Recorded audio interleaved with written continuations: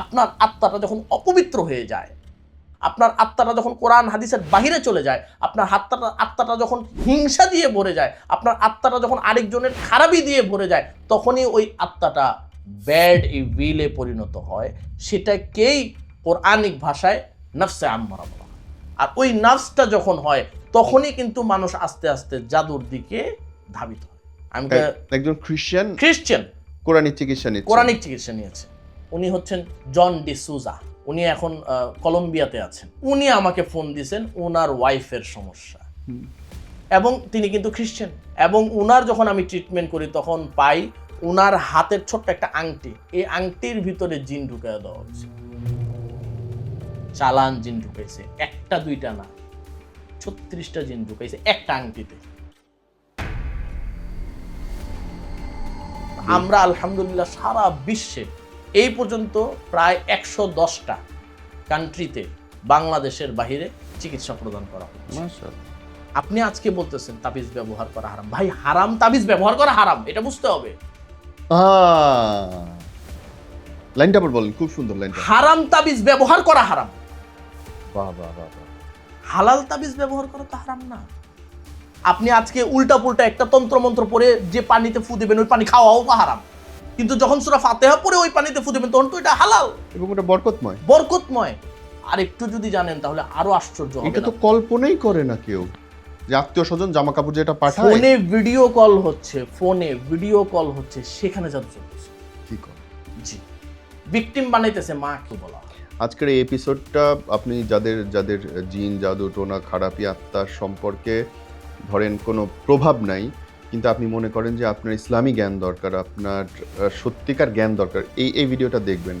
মানে this is something different. আপনি অনেক বেশি কিছু শিখতে পারবেন। আপনার স্বাভাবিক জীবনে যে শিক্ষাগুলো আপনি খুঁজে পাবেন না কোথাও, এই ভিডিওটায় আছে। So I would like to request everyone, ভিডিওটা একদম শেষ পর্যন্ত দেখবেন। You learn a lot of thing.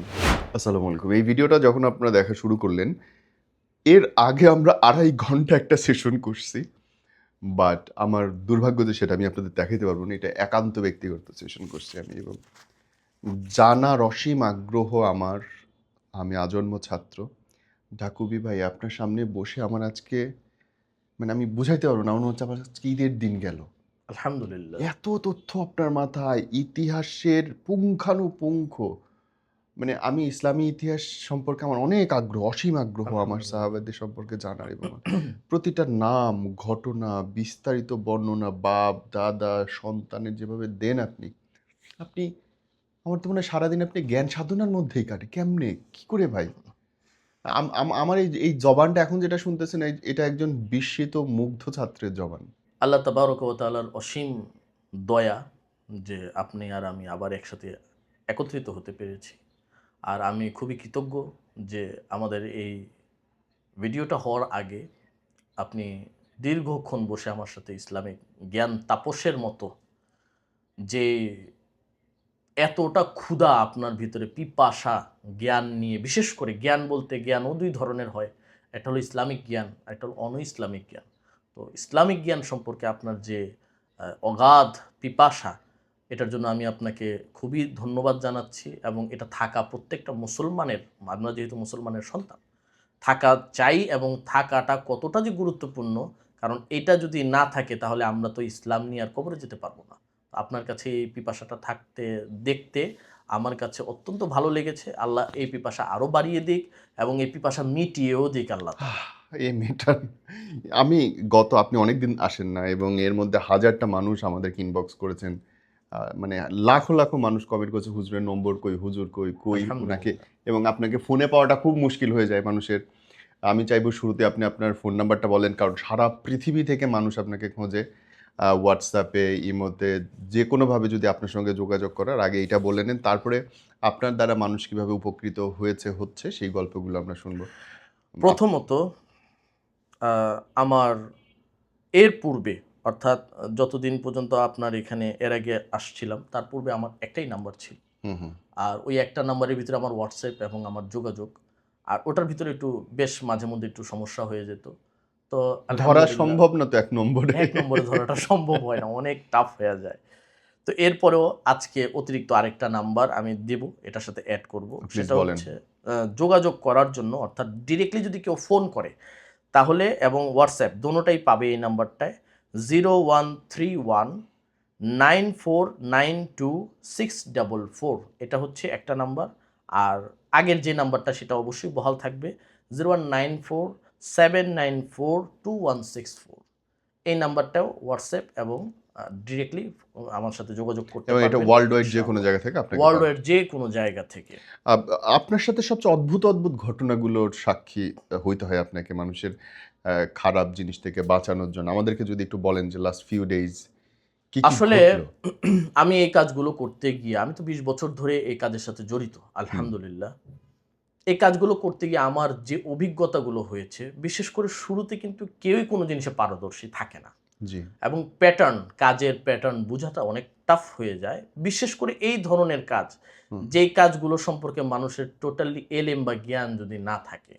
দেন অভিজ্ঞতাটা তখন আসে যখন কাজের সাথে একে একে অপরের সাথে সংযুক্ত হয়ে তার পিছনে সময় ব্যয় করে, এই পরিশ্রম করে তার পিছনে তার প্যাটার্নটাকে বোঝার জন্য সর্বোপরি চেষ্টা করা, এবং এর পিছনে ওই প্যাটার্নটাকে ধ্বংস করার জন্য কোরআন ও সুন্নাহের আলোকে নিজের পরিশ্রম এবং আত্মিক ও মানসিকভাবে নিজেকে আত্মনিয়োগ করলেই ওইটা বোঝা যায়, এর আগে বোঝা যায় না। তো যাই হোক, যতটুকু চেষ্টা এবং পরিশ্রম করে আমি আমার যে অদ্ভুত ঘটনাগুলো, এই প্রথম একটা ঘটনা আপনাদেরকে শেয়ার করব আজকে। সেই প্রথম ঘটনাটা হচ্ছে সেহের। সেহেরটা কি?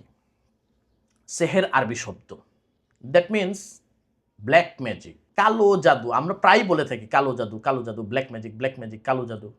আচ্ছা, জাদু কি শুধু কালোই হয় না সাদাও হয়, যে সেটাকে হোয়াইট জাদু বা হোয়াইট ম্যাজিক আর ব্ল্যাক ম্যাজিক বলবেন? কালো বলা হচ্ছে মানে সাদা নিশ্চয়ই আছে। নিশ্চয়ই আছে। আর এই নিশ্চয়ইটা যে আছে, এই নিশ্চয়ইটা আজ পর্যন্ত আপনি কিন্তু শুনেন নাই, না।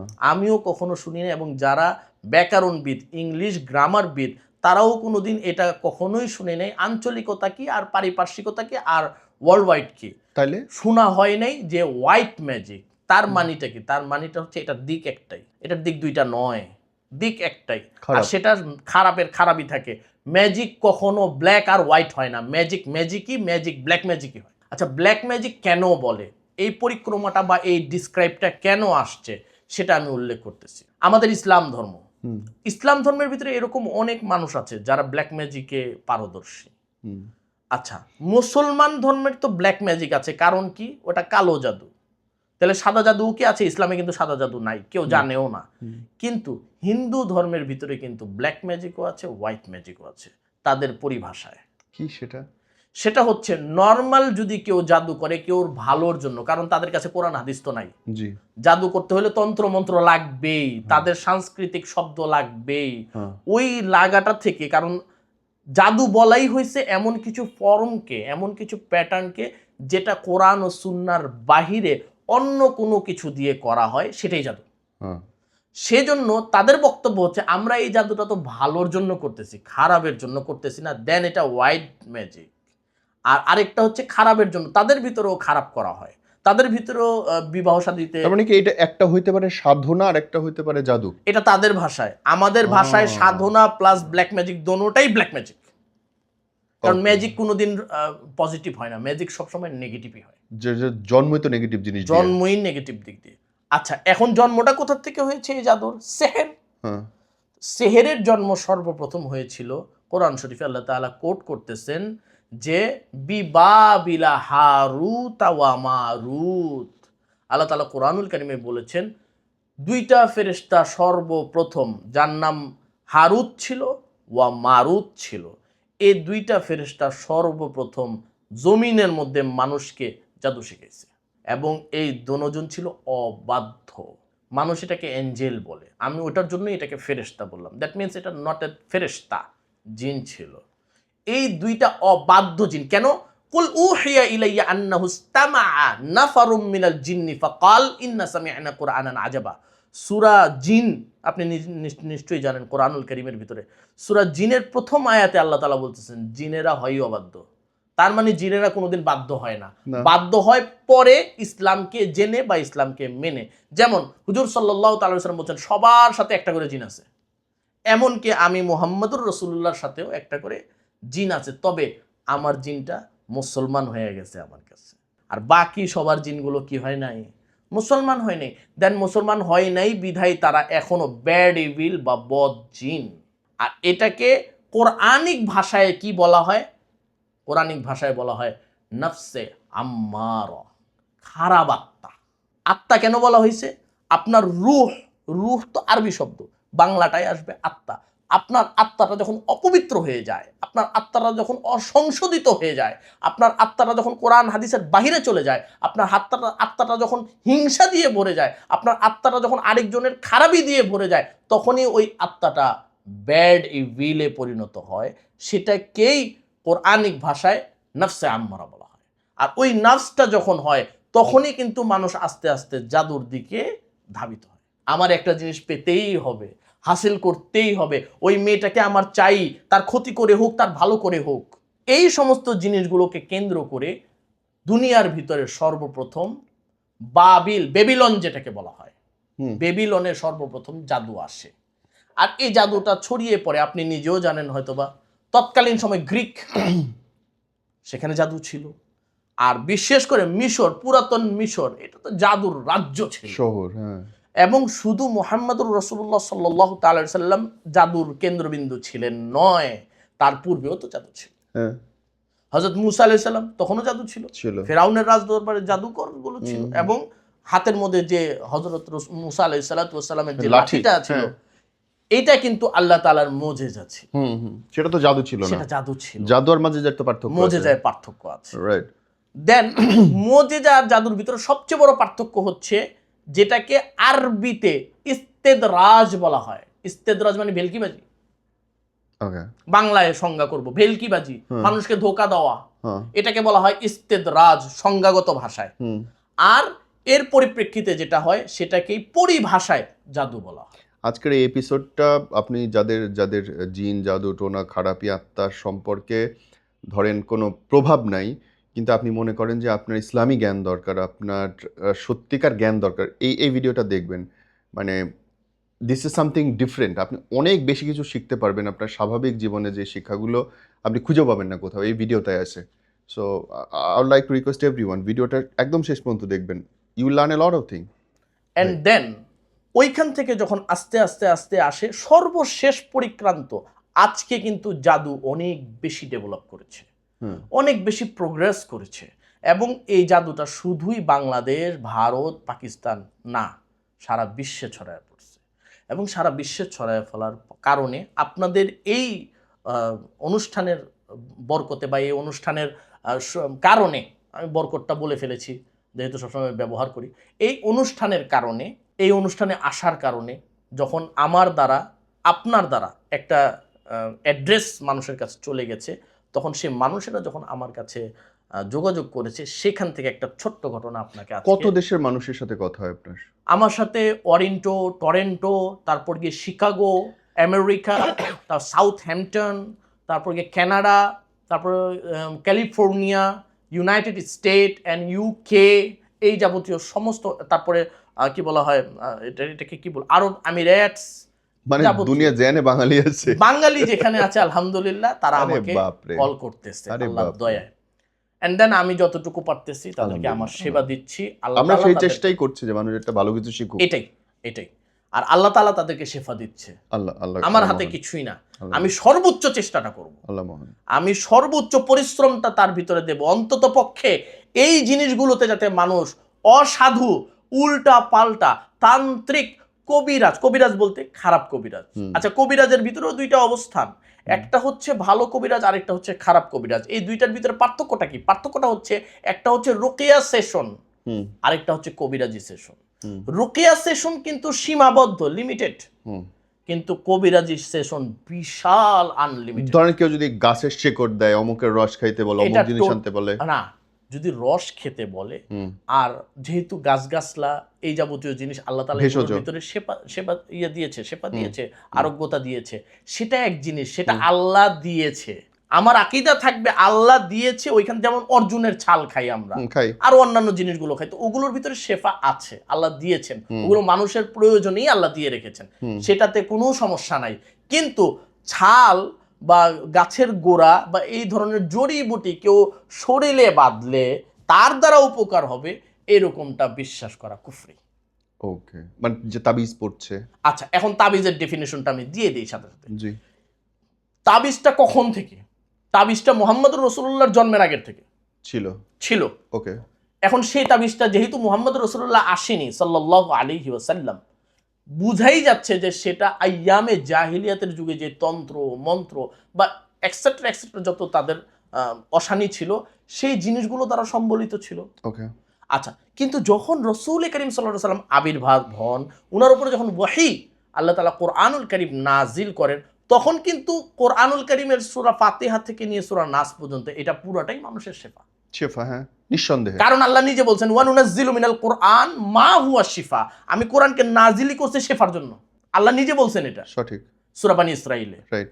দেন মুহাম্মদুর রাসূলুল্লাহ সাল্লাল্লাহু তাআলা আলাইহি ওয়াসাল্লাম উনি যে কোনো ব্যক্তিকে যখনই কোনো জিনিসের জন্য, বিশেষ করে রুহানি কোনো জিনিসের জন্য যদি কোনো ব্যক্তি বিশেষ আসতেন, হুজুর সাল্লাল্লাহু তাআলা আলাইহি ওয়াসাল্লাম তাকে সূরা ফাতিহা পড়ে ফু দিয়ে পানি দিতেন, এন্ড দেন ওটাকে বলা হয়েছে উম্মুল কোরআন, কোরআনের মা।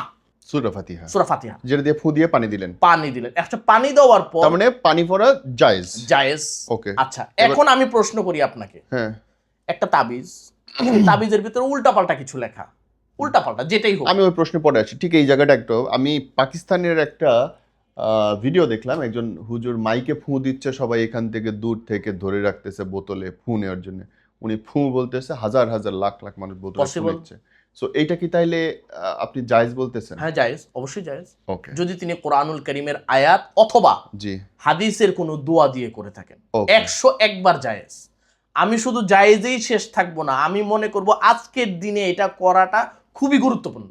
যেমন কারণ প্রত্যেক ইয়েতে ফু দিতে দিতে 100 বছর লেগে যাবে। 100 বছর লেগে যাবে, তো এটা পসিবল না তো। ওকে, ওকে, রাইট। দেন ওটা করতেছে তার, এবং করার দ্বারা হ্যাঁ, তার জন্য নয়, হ্যাঁ, হ্যাঁ। কালামের জন্য, সূরা ফাতিহার জন্য, সূরা ইয়াসিনের জন্য, অথবা আলাদা আলাদা ভেরিয়াস যে আয়াতগুলো আছে সেই আয়াতগুলো, আল্লাহর যে কোনো একটা আয়াতই বলল, আল্লাহর যে কোনো আয়াত বললো, বলার কারণে এটা আল্লাহ তাআলা তাকে অবশ্যই সুস্থতা দান করবেন, ওটার ইয়াকিন আমাদের মুসলমান হিসেবে থাকতেই হবে। রাইট।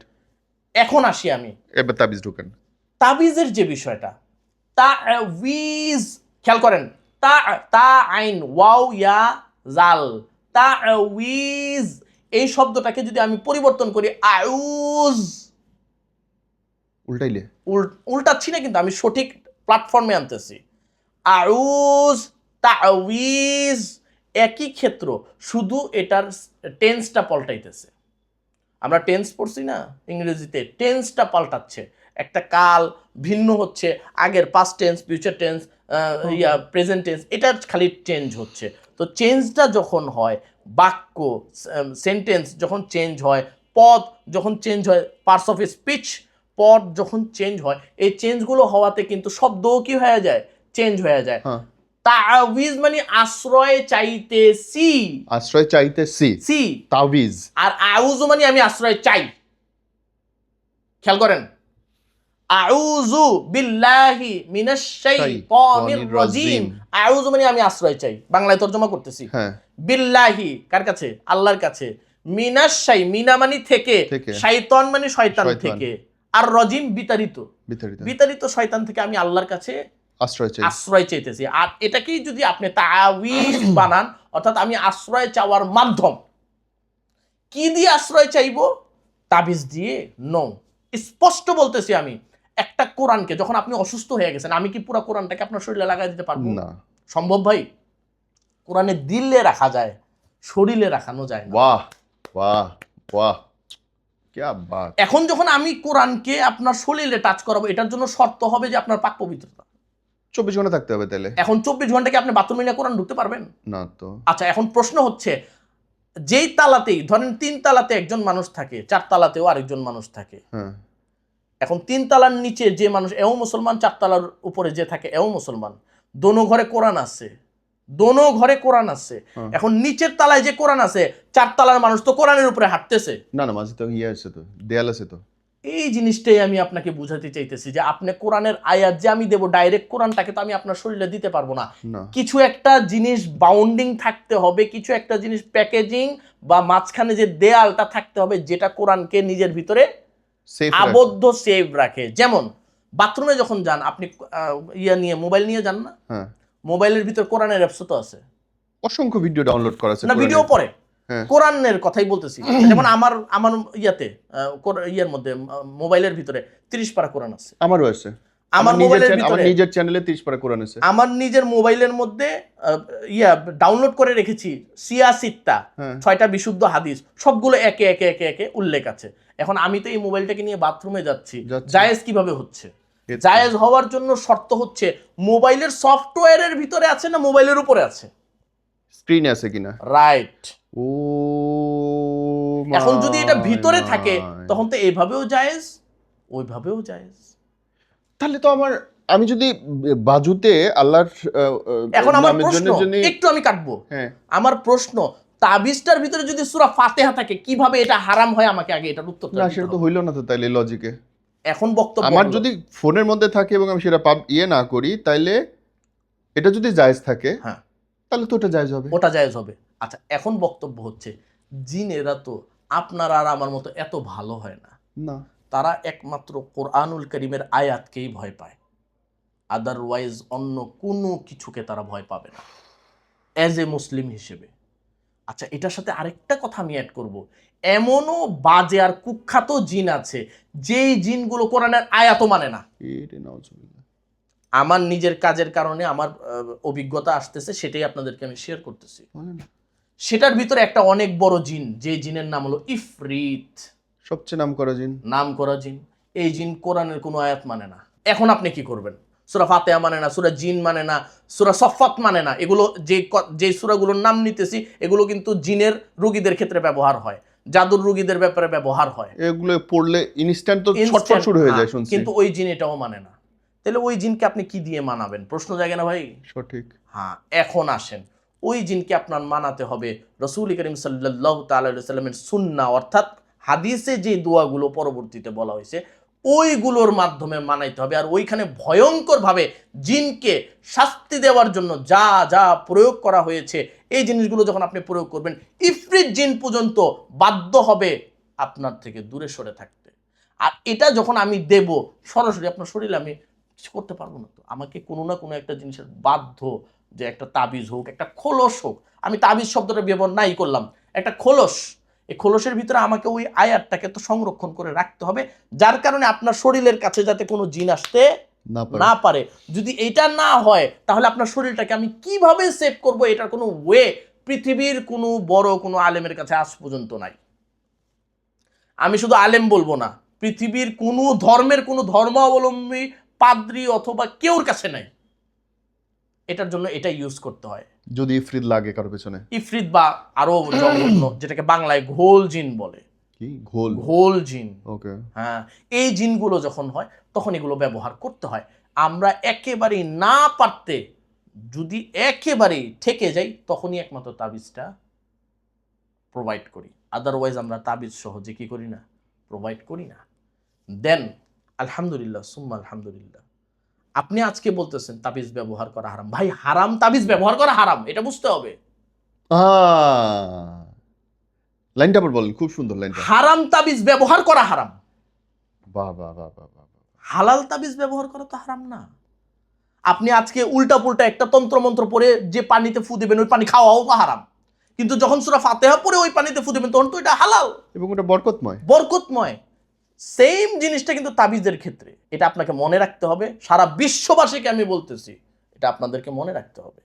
এটা মনে করেন না যে আমি তাবিজ ব্যবসায়ী, আমারে তাবিজ ব্যবসা করে খেতে হবে। আমি রুকিয়া করি, কোরআনের ধারক বাহক, আমি এর বাইরে কোনো কথা বলবো না, এবং আমি জিম্মাদারি নিয়ে কথা বলতেছি। ভাই আবার অনেকে ওই যে ব্রেসলেটের উপরে বিভিন্ন দোয়া লেখা থাকে, তাই নো, ওগুলো জায়েজ না, ওগুলো কোনোভাবেই জায়েজ না। কারণ আপনি যখন আয়াতটাকে খোলাসা রাখবেন তখন আপনার প্রথম শর্ত হচ্ছে এই আয়াতটাকে নিয়ে তো আপনি বাথরুমে যেতে পারবেন না, কারণ খোলা আয়াত এটা। আর ওটা নাপাকি, লা ইয়ামাসসুহু ইল্লাল মুতাহহারুন, আপনি পবিত্রতা হাসিল না করে কোনো আয়াত পড়তেও তো পারবেন না। যেমন মহিলাদের মাসিকের সময় ওরা কোরআন পড়তে পারে না, কিন্তু মেনস্ট্রেশন পিরিয়ডের সময় ওরা কোরআন পড়তে পারে না, অন্যান্য দোয়া দুরূদ পড়তে পারে, কোরআন পড়তে পারে না। তো যদি এটাই হয়, আপনি খোলা ধরেন আমার এই ঘড়ির উপরে লা ইলাহা ইল্লাল্লাহু মুহাম্মাদুর রাসূলুল্লাহ লেখা, এটাকে নিয়ে তো আপনি বাথরুমে যেতে পারতেছেন না, কারণ বাথরুম হচ্ছে সবচেয়ে খবিস জায়গা। হ্যাঁ, এই জন্য আমরা বাথরুমে যাওয়ার আগে পড়ি কি আল্লাহুম্মা ইন্নী আউযু বিকা মিনাল খুবুসি ওয়াল খাবাইস। আচ্ছা, আউযু বিকা মানে আমি আশ্রয় চাইতেছি, তো তাবিজ লাগিয়ে তো আমি আশ্রয় চাইতেছি এর মাধ্যমেই, কিন্তু এর কাছে না, এর কাছে না। হ্যাঁ, now I got the point. Right. Then ওইখানে আমি যখনই আমার কোনো রুগীদেরকে যদি বাই চান্স একেবারে না পারতে গিয়ে তাবিজ দিতে হয়, আমি আমার রুগীকে আমার তাবিজ দেখাই, দেখেন এটার ভিতরে কি লেখা, আমি দেখাইয়া দেই তাকে, যাতে তার পুরা মাইন্ড ফ্রেশ থাকে। আপনারা যে কেউ দেখে নিতে পারবেন যে ওইখানে নিশ্চিত সূরা ইয়াসিনের আয়াত, না হয় ফালাম্মা আলকাউ ক্বালা মূসা মা জিতুম বিহিস সিহর এই আয়াত, না হয় কুল্লু মান আলাইহা ফান ফাবিআইয়ি আলাই রাব্বিকুমা তুকাদ্দিবান, না হয় সূরা ফাতিহা। একদম স্ট্রেট দেখায় নিতে চাই, দেখায়া দেব আমি যে এটা আল্লাহর কালাম। এবং কোন কালাম। রাইট। আর এখন তো ট্রান্সলেট করা খুব সোজা, খুব সোজা, মোবাইল ধরলে বাংলায় উঠে বাংলায় আসবে, উঠে আসবে, আরবি লেখা বাংলায় খালাস। এবং ওগুলো আপনি নিজে পড়তে পারবেন, এতটা স্বচ্ছ লেখা থাকে। আচ্ছা গেল, এখন এই তাবিজটা পড়া কিভাবে হারাম হয়, এটা হলো আমার বক্তব্য। সম্ভব না তো, আমার তো লজিক বলে যে এটা হালাল। না, লজিকের সাবজেক্টটা ভিন্ন, সব লজিকই হালাল হয় না, বাট মাসলাগতভাবে, শরীয়তের মাসলাগতভাবে এটা কিভাবে হারাম হয়, আমি তো মনে করি যদি আপনি এটা বলেন তাহলে এটাও তো হারাম হবে, প্যারাসিটামল খাইলে জ্বর জায়গা, কারণ আপনি বলতেছেন আল্লাহ জ্বর যাওয়ায় না, প্যারাসিটামল খাওয়ার কারণে জ্বর যায়, নাউজুবিল্লাহ, আমরা এটাও তো তো হারাম হয়। অ্যাকচুয়ালি লাইনটা তো এভাবে বলে, প্যারাসিটামল খা জ্বর চলে যাবে, রাইট। তো সেটাও তো হারাম হয়, ওটাকে তো আপনি হারাম বলতেছেন না। কেন বলতেছেন না? প্রসেসিং ওইভাবে, কিন্তু তো অনেকের তো প্যারাসিটামল খাওয়া জ্বর যায়ও না, এটাও তো বাস্তবতা। কারণ ওই জ্বরটা কেন হয়েছে, ওইটা প্যারাসিটামলের ভিতরে যদি ওই গুণাগুণ না থাকে, ওই জ্বর যাবে না তো ভাই। না, ফেক্সো লাগবে, রাইট, অন্য ওষুধ লাগবে, বা কোনো অ্যান্টিবায়োটিক লাগবে। রাইট। এখন বক্তব্য বলে অ্যান্টিবায়োটিক দিয়েও কি রোগ সেরে যায়? সুপার বিষয়টা তো এরকম না। আপনি খাচ্ছেন সুন্নাহ হিসেবে, এটা পাথেয় হিসেবে ব্যবহার করতেছেন, শেফা দেওয়ার মালিক আল্লাহ। এটাই বাস্তবতা, এটাই আকীদা। যার কারণে ডাক্তারের কাছে যাওয়াও কিনা হারাম না, চিকিৎসা নেওয়াও কিনা হারাম না। পৃথিবীর এমন অনেক কিছু আছে যেগুলো এখন সাপের বিষ দিয়ে হচ্ছে, ওষুধ হচ্ছে। তো এগুলো যে হচ্ছে, আর্সেনিক নামের একটা ওষুধ আছে ভাই, আর্সেনিক, ডাইরেক্ট বিষ, ডাইরেক্ট বিষ। তো ওটা যদি বিষ হয়ে থাকে, আপনি বিষ খাওয়া তো হারাম, আত্মহত্যা। আপনি খাচ্ছেন কেন? প্রসেসড বিষ। প্রশ্ন তো এটা, প্রসেস ভিন্ন তো ভাই। ওটা হালাল প্রসেসিং এ প্রসেস হয়েছে, হওয়ার পরে আপনাকে শেফা দেওয়ার জন্য ব্যবহার হচ্ছে, আর ওইটা নেওয়া আপনার জন্য ওয়াজিব, কারণ আপনাকে জীবিত থাকতে হবে। এবং 99% ওষুধের ক্ষেত্রেই মদ ব্যবহার করা হয়েছে। রাইট, অ্যালকোহল ব্যবহার করা হয়, 99% ওষুধে আছে। প্রসেসিং হচ্ছে তো ভাই। তো আপনাকে এটা বুঝতে হবে যে কেন নিতেছি, কেন নিচ্ছি। আচ্ছা, এখন তাবিজের ভিতরে যদি প্রসেসিং হারাম হয়, অবশ্যই হারাম। আমরা স্পষ্ট বলি তাবিজ হারাম, তাবিজ হারাম, স্পষ্ট বলি, কিন্তু হারাম তাবিজ হারাম। হারাম তাবিজ হারাম। খুব দারুণ একটা লাইন বলছেন, হারাম তাবিজ। এর পরের বক্তব্য হলো সবার ব্যাপারেও আমরা কি দেখি তাবিজ দেই না ভাই। সবাইরই কি গড় পর্দায় অপারেশন করা হয়? না। তা আমরা তাবিজও কি করি না, সবার ব্যাপারে দেই না। যার যেরকম ফর্ম রোগের, রোগ বুঝে তারপরেই আমরা কি করি, তাবিজ প্রোভাইড করি। নইলে আমরা এরকম, আমার হাজারো রোগী যাদেরকে আমি তাবিজ দেইনি ওষুধ হয়ে গেছে আল্লাহর দয়ায়। যেমন এক রোগীর কথা এখন বলবো, তিনি এখন থাকেন ইউকেতে, তিনি ওইখানে ওনার ব্যবসা আছে, মহিলা মানুষ, অত্যন্ত ভালো ভদ্র মহিলা। তো তার স্বামী আমাকে খুঁজে বের করেছে, দেন তার কাছে হয়তো আমার ভিডিওটা গিয়েছিল, গতবারের যে ভিডিওটা, সেই ভিডিওটা গিয়েছিল। আপনি বিশ্বাস করবেন না, তারা 17 বছর ধরে ভুগতেছে। কিসে? সেহের, জাদু। কি হয়েছে তাদের, রেজাল্ট কি? অবস্থান কি, মহিলার পুরা শরীর নীল হয়ে যায়, তার শরীরের এই পশমগুলো ঝরে গেছে, আস্তে আস্তে মাথার চুলগুলো পড়ে যাচ্ছে, চেহারার এই নিচের অংশগুলো কালো হয়ে গেছে, স্বামীর সাথে ইন্টিমেট ঠিক মতো হচ্ছে না, বাচ্চাদেরকে ঠিক মতো বরদাস্ত করতে পারছে না, সাংসারিক কাজ কোনো রকম হচ্ছে না, কনসেন্ট্রেট হচ্ছে না, সাবকনসিয়াস মাইন্ড হয়ে যাচ্ছে, এবং অ্যাগ্রেসিভ, মিসবিহেভিয়ার, মিসআন্ডারস্ট্যান্ডিং, মিসকনসেপশন দিয়ে ভরা। এখন এই অবস্থায় কি করা যায়? ওই মহিলা এই পেরেশানি নিয়ে আমার কাছে ফোন দিয়েছে। 17 বছর সে সাফার করতেছে। সে গত পরশু দিনও আমার কাছে কান্না করে বলছে, হুজুর আল্লাহর দোহাই, আপনাকে যে আমরা পাইছি, আর আল্লাহ যে মিলাইছে, আর আল্লাহর কালাম দিয়ে আপনি আমাদের যে শেফার ব্যবস্থা করেছেন, আল্লাহ শেফা দিয়েছে এই কালামের ওসিলায়, আমি এটা কোনোদিন ভুলতে পারবো না। এবং আপনাকে আমি আমার বাবার মতো মনে করি। ওই মহিলা বলছে আমাকে। মাশাআল্লাহ। দেন তার মূল প্রসেসিংটা কি হয়েছিল আমি শর্টকাটে একেবারে বলবো আপনাকে। আমি যখন তার প্রথম ইস্তেখারা করি, আচ্ছা ইস্তেখারাটা কি? আমাদের পুরান ঢাকায় কিন্তু অনেকে বলে ফাল খোলা। ফাল খোলা ইসলামে হারাম। আমি আবার বলতেছি, ফাল খোলা ইসলামে হারাম, হাত দেখা ইসলামে হারাম, রাশি মানা ইসলামে হারাম। এই যে অমুক রাশির জাতক, অমুক রাশির কন্যা রাশি, এগুলো মানা যাবে না। কেন? ওই যে আপনাকে শুরুতে আমি যখন এই ভিডিওর আগে যখন আলোচনা করতেছিলাম, আমরা সবাই শুরুতে পড়ছিলাম, ছোটবেলায় পড়ছিলাম আমানতু বিল্লাহি ওয়া মালাইকাতিহি, ওইখানে একটা শব্দ আছে ওয়াল কদরি খাইরিহি ওয়া শাররিহি মিনাল্লাহি তাআলা। কদরের অর্থাৎ তাকদীরের ভালো এবং মন্দ দোনোটা আল্লাহর তরফ থেকে হয়। হ্যাঁ, অর্থাৎ কিছু ভালো এমন আছে যে ভালো আপনার কাজের কর্মের কারণে আপনি পাবেন, আর কিছু ভালো হবে, কারণ আল্লাহ কেউ কোনোদিন খারাপ চায় না, তাকে সবসময় ভালো দেয় আল্লাহ।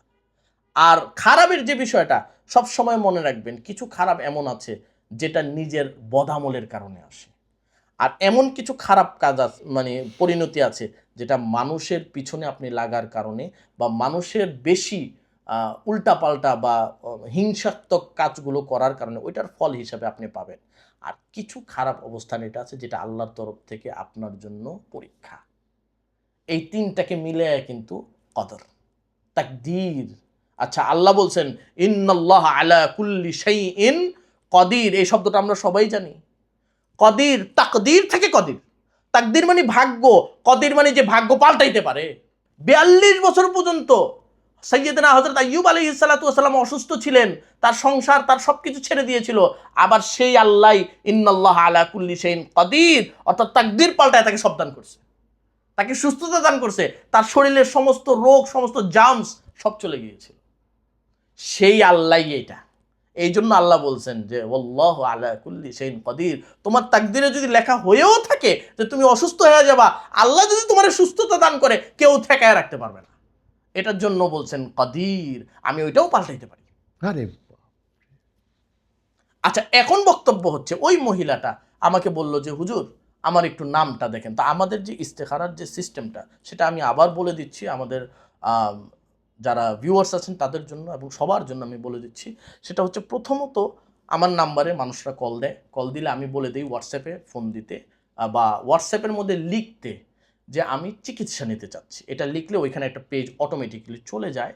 তো সেই পেজটার ভিতরে লেখা থাকে কি কি দিতে হবে তথ্য, রোগীর নাম, রোগীর বাবার নাম, রোগীর মায়ের নাম, রোগী যদি বিবাহিত বা বিবাহিতা থাকেন তাহলে স্বামী বা স্ত্রীর নাম অ্যাড করতে হয়, অ্যান্ড বয়স অ্যাড করলে আমরা 24টা ঘন্টা সময় নিই, নিয়ে আমরা এটা রাত্রেবেলা ইস্তেখারা করি, হাজিরা করি অথবা ডায়াগনোসিস করি, যেই নামেই আপনি ডাকেন এটা আমরা করি। করার ফলে আমরা সেখানে পেয়ে যাই যে ওনার অ্যাকচুয়ালি ফর্মটা কী। আচ্ছা, আমি যখন ওনার সর্বপ্রথম এইভাবে নামগুলো নিয়ে ইস্তেখারা করলাম, আর হ্যাঁ ইস্তেখারার জন্য আমাদের একটা ফিও দিতে হয়, সেই ফিটা আমরা ওইখানে উল্লেখ করে দিই, সেটা দিলেই আমরা ফিটা তাদের ইস্তেখারাটা করে দিই, হাজিরাটা করে দিই। দেন এই হাজিরাটা যখন আমরা করি, করার পর আমি ওই মহিলার সর্বপ্রথম যে হাজিরাটা পেলাম সেটা হচ্ছে সেহের, জাদু। আচ্ছা, জাদু। আমি ওই মহিলাকে তার পরের দিন 24 ঘন্টার পর বললাম আপনার জাদু পাওয়া গেছে, আপনার চালান পাওয়া গেছে, আপনার তাবিজ পাওয়া গেছে। ওইখানেও কিন্তু তাবিজ পাওয়া যাচ্ছে। আমি শব্দ ইউজ করতেছি বদতাবিজ। বদতাবিজ মানে কি? যেগুলো কোরআন হাদিসের আওতাভুক্ত নয়, এগুলোকে আমি উল্লেখ করে বদতাবিজ বলে থাকি। তো বদতাবিজ করেছে কি কি? স্বামী থেকে সম্পর্ক বিচ্ছেদ, আরও অন্যান্য যা যা আমি পেয়েছি ওইখানে উল্লেখ করেছি। উল্লেখ করার পর উনি সো গ্ল্যাড যে হুজুর এর আগে আমি আরও 3-4 বার যত হুজুরকে দেখাইছি আপনি যা বলছেন হুবহু তিনি তারাও তা বলছেন, কিন্তু তাদের চেষ্টায় এবং তাদের অপরিশ্রম ক্লান্তে আমি এখন পর্যন্ত সুস্থ হইনি। এখন হুজুর কি করা যায়? দেন আমি তাকে বললাম আমাকে 3টা দিন সময় দেন, আমাকে একটু বুঝতে হবে। দেন আমাদের যে জিনিসগুলো কেস যখন আমরা স্টাডি করি, দেন ওগুলো যখন আমরা হ্যান্ডেল করি, হ্যান্ডেল করতে করতে করতে করতে ওটার গোড়া গিয়ে আমরা খুঁজে পাই। অনেকেই সাথে সাথেই জিজ্ঞাসা করে, সাথে সাথে বলাটা তো সম্ভব না, আগে আমাকে কেস স্টাডি করতে হবে, ওই পর্যন্ত যেতে হবে, তারপরে ওইটা আস্তে আস্তে সামনে আসে। দেন উনি যখন আমাকে সময় দিলেন, আমি ওনাকে স্পষ্ট বললাম যে আপনাকে কি কি করা হয়েছে, অ্যান্ড আপনাকে সর্বফার্স্ট যেটা করা হয়েছে সেটা হচ্ছে মাছের মধ্যে কুফরি করা হয়েছে। উনি আমাকে প্রশ্ন করলেন হুজুর বুঝি নাই। আমি তখন সাথে সাথে তাকে বললাম এই মাছটা আপনার কোনো আত্মীয় একটা নদীর নাম বলছে, আমি বাংলাদেশের একটা নদীর নাম বলছি, এই নদীর এখান থেকে এই মাছটা তিনি জাল দিয়ে ধরছেন, ধরে ওই মাছটার ভিতরে আপনার নাম, আপনার হাজবেন্ডের নাম, আপনার বাচ্চার নাম, এক্সেট্রা এক্সেট্রা আরও অনেক কিছু ছিল, ওগুলোকে দিয়ে ওই মাছের পেটের ভিতরে ঢুকানো হয়েছে। ঢুকানোর পর ওই মাছটাকে ছেড়ে দেওয়া হয়েছে। এই মাছটা ওই নদী থেকে সেকেন্ড আরেকটা বড় নদীতে যাবে, ওটার মঞ্জিল আরেক জায়গায়, ওইখানে গিয়ে তারপরে কাজ শুরু করবে সে। দেন ওইখান থেকে সে আরও একটা বড় ইয়েতে যাবে, নদীতে যাবে। সেই নদীতে যাওয়ার পর ও টোটাল বালুর ভিতরে, অর্থাৎ নদীর ভিতরে যে বালু বা কাদামাটি, এটার ভিতরে সে ঢুকে যাবে। এবং ঢুকে যাওয়ার পর আপনি আর তাকে খুঁজে পাবেন না, পসিবল না, এটা মাছকে খুঁজে পাওয়া পসিবল না। দেন অল্প কিছু দিনের ভিতরে এই মাছটা অসুস্থ হয়ে যাবে, আপনি অসুস্থ হয়ে যাবেন। আস্তে আস্তে আস্তে আস্তে মাছের কষ্ট হবে, শরীরে জ্বালা হবে, শরীরে সূচের মতো সিপটিপিনের যেভাবে সূচ দিলে বিধে, এইভাবে বিধা শুরু করবে, আপনারও শুরু হবে। ওর আস্তে আস্তে মৃত্যু যন্ত্রণা শুরু হবে, আপনারও শুরু হবে। এই হতে হতে হতে হতে একটা পর্যায়ে মাছটা শুকাবে, আপনিও শুকাবেন। পরবর্তীতে মাছের মুখে ফ্যাকাশে দাগ হয়ে যাবে, আপনারও মুখে এরকম ফ্যাকাশে দাগ হয়ে যাবে, আপনার এই চোখের নিচে কালো দাগ হয়ে যাবে, আপনার ব্রেস্টে কালো দাগ হয়ে যাবে, আপনার ভ্যাজাইনাতে সমস্যা হবে। এই যাবতীয় জিনিসগুলো আমি তখন তাকে উল্লেখ করলাম, হুজুর যা যা বলছেন সব সব হচ্ছে। অ্যান্ড সবার লাস্ট এই মাছটা যখন মারা যাবে, এই রোগীও মারা যাবে। এই হচ্ছে মূল প্রসেসিং। আমি যখন জানলাম, জানার পর উনি আমাকে বললেন, আপনি যেভাবে পারেন যা হয় আমাকে এর থেকে উদ্ধার করার ব্যবস্থা করেন, আল্লাহর ওয়াস্তে। দেন আমি শুরু করলাম এই যে একের পর এক প্রসেসিং প্রসেসিং প্রসেসিং প্রসেসিং। অনেকে মনে করে কি যে হুজুররা মনে হয় মানে খালি ফু দিয়ে দিলেই হয়ে যায়। ফু দিয়ে দিলে হয়ে যায়, সেটা রুকিয়া হয়ে যায়। রুকিয়া মানে ঝাড়ফুঁক, রুকিয়া শব্দের অর্থই কিন্তু ঝাড়ফুঁক। তাই জি, অ্যাকর্ডিং টু ইউ, যে কোনো ফর্মে আপনি জিজ্ঞেস করেন, গুগলকে হোক বা যে কোনো, রুকিয়া এর শাব্দিক অর্থ কি? ঝাড়ফুঁক। এবং এই রুকিয়াটা শুধুই হবে কোরআন এবং সুন্নাহ অনুযায়ী। সঠিক। ঝাড়ফুঁক আর কিছু না তো। আচ্ছা, এখন এই ঝাড়ফুঁকের ভিতরে একটা হলো হালাল ঝাড়ফুঁক, হলো হারাম ঝাড়ফুঁক। হারাম ঝাড়ফুঁককে আমরা কুফরি বলি আমাদের ভাষায়, পরিষ্কার কথা। আর হালাল ঝাড়ফুঁককে আমরা রুকিয়া নাম দিই, যেটা কোরআন ও সুন্নাহের দোয়া এবং আয়াত দ্বারা হয়, আদারওয়াইজ অন্য কিছু দিয়ে হয় না। কিন্তু এর বাহিরে যে ওই যে মাছটা গিয়েছে, সেটা তো আপনি রুকিয়া দিয়ে ধরতে পারবেন না। তাইলে আমাদের দেশে অসংখ্য রাকি এবং রুকিয়া সেন্টারগুলো শুধু সেশনের উপরে সেশন, সেশনের উপরে সেশন, সেশনের উপরে সেশন করে রোগীদেরকে 12টা বাজাইতেছে আরো। কারণ মূল জিনিসের তারা কোনো কিছু করতেছে না, চালান কাটতেছে না, তাবিজগুলোকে কাটতেছে না, মাছগুলোকে ডিস্ট্রয় করতেছে না, বা অন্যান্য যে কোনো, এটা মাছ না শুধু, আরও অনেক জিনিসগুলো দিয়ে। এটার জন্য আমার অনেক সময় দরকার, এটার বিস্তারিত আলোচনা করার জন্য অনেক সময় দরকার। মানে যে কোনো প্রাণী দিয়ে এটা করে? এটা করে তারা, এমনকি টিকটিকি দিয়ে করে, এমনকি মাছি দিয়ে করে। এই জন্য কি টিকটিকি লেজ পাওয়া যায় তাবিজ কবুজ অনেক অনেকের কিছুতে, মধ্যে? অনেক কিছুতে। চিলের মাংস দিয়া করে, চিলের নখ দিয়ে করে, আপনার নিজস্ব চুল দিয়ে করবে, আপনার জামা দিয়ে করবে, এমনকি আপনার নখ দিয়ে পর্যন্ত করবে। আচ্ছা, এই জিনিসগুলো দিয়ে যখন হয়, আমি যে রুগীটার করেছি সেই রুগীর চিরুনি দিয়ে পর্যন্ত করছে। তার আমি যখন রুকিয়া করছি এবং চিকিৎসা করছি, তার নতুন কাপড় যেগুলো বাংলাদেশ থেকে গেছে, আর এগুলো সব সেহের করা কাপড়, পৌঁছানোর মাধ্যম তার, সে আসতেছে না 3 বছর ধরে বাংলাদেশে। মানে কাপড়গুলোটাই জাদুটনা করে পাঠাইছে, জাদুনগরে পাঠাইছে। ফর্ম, জাদু পৌঁছানোর একটা ফর্ম, রাস্তা। শুধু এইখানেই শেষ নয় ভাই, আর একটু যদি জানেন তাহলে আরো আশ্চর্য হবে। এটা তো কল্পনাই করে না কেউ, যে আত্মীয় স্বজন জামা কাপড় যেটা পাঠায়। ফোনে ভিডিও কল হচ্ছে, ফোনে ভিডিও কল হচ্ছে, সেখানে জাদু চলতেছে। কি কোন? জি, ভিকটিম বানাইতেছে মাকে। এটা তন্ত্রমন্ত্রের কাজ, এটা কোনো জায়েজ পন্থায় হওয়া সম্ভব নয়। তন্ত্রমন্ত্রের দ্বারা মাকে ভিকটিম বানাইতেছে, এবং মা যখন মেয়ের সাথে কথা বলে, মেয়ে ডাইরেক্ট ইনজুর্ড হবে। হ্যাঁ, জি, ব্যাখ্যা করেন, মাথার উপর দিয়ে গেল। আরো সহজে আমি বলি, আপনাকে যদি আমার ক্ষতি করতে হয়, তাহলে হয় আপনার এই আশেপাশের যে মানুষ, অথবা আপনার বউ, অথবা আপনার বাচ্চাকে দিয়ে আমার আপনার ক্ষতি করতে হবে, নইলে আমি আপনার বন্ধু যেতে পারবো না তো ভাই, যাওয়ার কোনো তরিকাও নাই। এখন আমি আপনার বউর আত্মীয় অথবা আপনারই আত্মীয়, আমি বৌমাকে বললাম, বৌমা এই যে লুডুসটা পাকাইয়া দিলাম, এটা আপনার নাম বললাম, উনাকে একটু খাওয়াইয়া দিও। বউ নর্মালি অ্যাজ ইউজুয়াল আপনাকে নর্মাল ভাবে খাওয়াই দিছে, যে চাচিমা আইসা দিছে, খালা আইসা দিছে, বা এক্সেট্রা যে কোনো আত্মীয় আইসা দিছে। দিছে দেওয়ার পর এই যে খানাটা ও খাইলো, আপনিও খাইলেন, দোনোজনই খেলেন, খাওয়ার ফলে অটোমেটিকলি আপনার নারীতে একটা জিন চালান হয়ে গেছে। অত্যন্ত ভয়ঙ্কর বিষয় এবং পরিতাপের বিষয় এটা। আর এগুলো সব করা হয় অবৈধ পন্থায়, তান্ত্রিকদের থেকে অথবা অবৈধ কবিরাজ থেকে। তারা এগুলো করে, তারা বদ জিন দিয়ে, ব্যাড এভিল দিয়ে, আরও অন্যান্য আরও অনেক কিছু আছে। এমনকি এতটা ভয়ঙ্কর এই জগৎ যে কুফরি কালাম, অথবা আপনি নিজেও হয়তো বা শুনছেন, আসামের ভিতরে, আসাম এটা ভারতে আমাদের পার্শ্ববর্তী রাষ্ট্র, ওইখানে কিন্তু কামরূপ কামাখ্যা নামের একটা জায়গাও আছে। সেখানে আত্মা, কবর থেকে আত্মা উঠায়া কাজ করা হয়। এমন আত্মা, যে আত্মা পক্ষাঘাতে অথবা ওই আত্মহত্যা করে, অথবা নির্মমভাবে তাকে কোনো কারণে যে কোনোভাবে হোক সে মারা গেছে, এই আত্মাগুলোকে কবর থেকে উঠানো হয়। এতটা ভয়ঙ্কর এই রাজ্য, এই কুফরির রাজ্য এতটা ভয়ঙ্কর। এবং ওইখান থেকে আপনি স্পষ্ট আপনার হাতে ফিল পাবেন, আপনার হাতে ফিল পাবেন যে আপনার কি কি হচ্ছে, আপনার সাথে কি কি হতে পারে। অ্যান্ড দেন ওই মহিলার যখন আমরা এই চিকিৎসাগুলো করলাম, আপনি বিশ্বাস করবেন না, এখন ওনার চুল পড়া বন্ধ। ওনার এই দাগগুলো কোথায় গেছে উনি নিজেও বলতে পারে না। গাড়ির মধ্যে বসলেই হাজব্যান্ডের সাথে ঝগড়া বন্ধ হয়, আলহামদুলিল্লাহ সুম্মা আলহামদুলিল্লাহ। এবং এখন উনি টোটাল সুস্থ। এমনকি আমি ডিরেক্টলি, আপনারা যদি চান আমি ওনার সাথে কন্ট্যাক্টও করায় দিতে পারবো, এবং উনি স্পষ্ট যা বলার আপনাকে বলে দেবেন।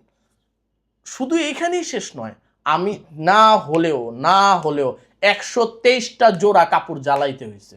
জোড়া কাপড়? জোড়া কাপড় 123টা জোড়া, আর নতুন কাপড় ভাই, মানে কি? সব ফালাইতে হয়েছে, কিচ্ছু করার নাই, এগুলো ফালাই দিতে হবে। মানে কি এগুলো সব কুফরিযুক্ত। শুধু এখানেই শেষ না, এই গত মাসের অর্থাৎ রোজা ঈদের, রমজানের যে ঈদুল ফিতর, এই ফিতরের আগে উনার ঘরে উনার এমন কিছু জিনিসগুলো ছিল, যে জিনিসগুলো উনার মার বাসা থেকে এবং উনার মামার বাসা থেকে ভায়া হইয়া পাঠানো হয়েছে উনাকে হাদিয়া, তোহফা। মানুষ পাঠায় না, বিদেশে মেয়ে থাকলে, বিদেশে জামাই থাকলে পাঠায় না, এই পাঠাইছে। এই জিনিসগুলো থেকে আমি বাছাই করে, পয়েন্ট আউট করে করে করে করে যেই জিনিসগুলোর ভিতরে সেহের আছে, জাদু আছে, সব জিনিসগুলো আমার ফেলে দিতে হয়েছে। এবং এখন উনি পুরোপুরি সুস্থ।